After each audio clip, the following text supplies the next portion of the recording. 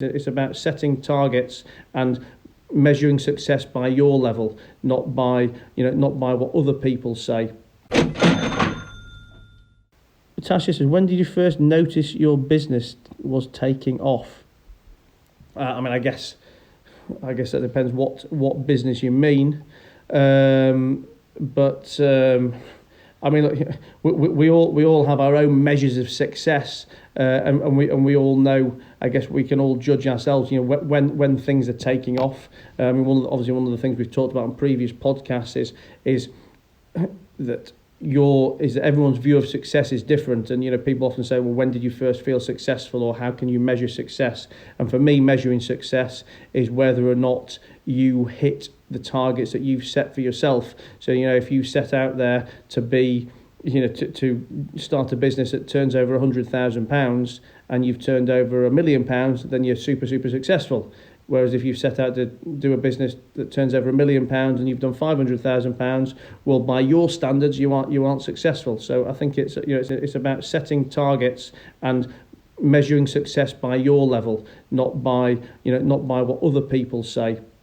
And again, listen, I'm not the expert qualified to talk on this. JP, who's obviously had his name mentioned a few times in this, JP is a lot more eloquent in this topic than me. But he was talking the other day really about that if you can't find happiness and contentment prior to trying to make money, then you'll never find it anyway. Like I said, I'm saying this completely wrong. I'm completely butchering his speech, but.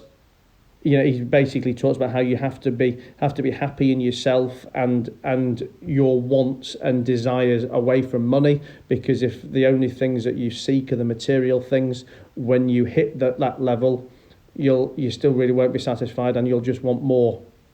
And as someone who's I guess achieved many of the toys of success over the years, I do very much get what he's talking about. There's times that I've wanted to buy this particular car or do this particular thing, and the day I've got it and I've driven it, it's been parked up in the drive and never really been used, because I guess they weren't really the things you were striving for. But in terms of your success, you've got to set your own targets, and they, like I said, they may not necessarily be financial, and you can still fail or succeed in the same way. If you're setting out a target to be, if your target is to have a business that turns over £100,000 and to be a phenomenal husband to your wife and a great dad to your kids, and you have a business that turns over £10 million, but you treat your wife like shit and your kids have never seen you, then you're a failure by your own